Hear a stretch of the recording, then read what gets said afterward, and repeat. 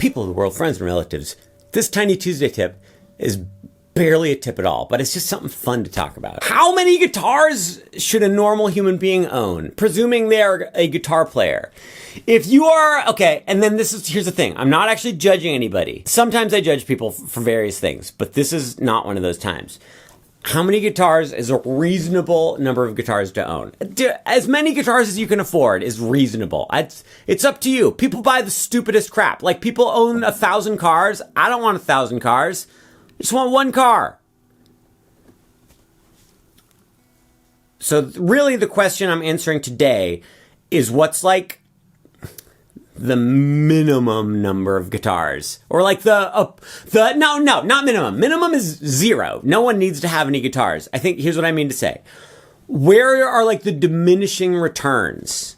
It's like when you're playing an action RPG and you're trying to min-max all of your equipment and you're like, at some point you're like, this is just not even worth the effort. That's what we're talking about here. So I've thought about this long and hard, and I've decided that 3.5 guitars is the optimal number of guitars. Did I say optimal? Optimal number of guitars. And here's why. Optimus Prime. Shut up. Oh my God.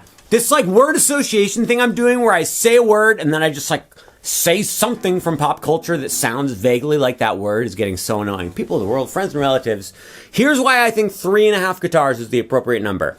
First guitar, you just get a cheap guitar. It doesn't matter if it's an electric or an acoustic. You just need an inexpensive guitar to get started because you don't know.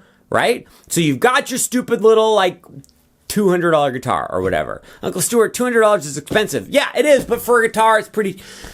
Okay, so you've got your first guitar. Then you need to get an upgraded guitar. You need to get, like, an actual decent one where you spend, like, at least, like, $400.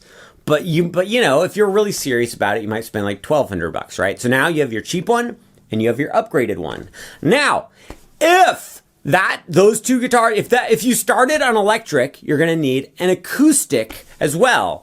I'm making this so convoluted. Okay, look, here's what you need. I'm going to stop telling this whole narrative and I'm just going to tell you what you need. You need a cheap guitar of some kind that you start with. Then you need a decent electric guitar and you need a decent acoustic guitar.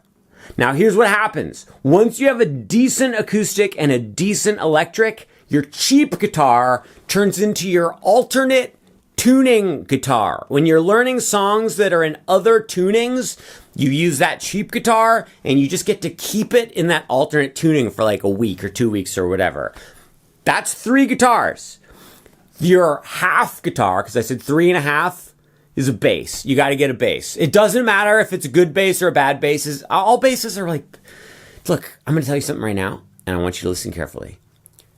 Like, a $99 guitar sucks butt. It's terrible. Basically unusable. A $99 bass, it's fine.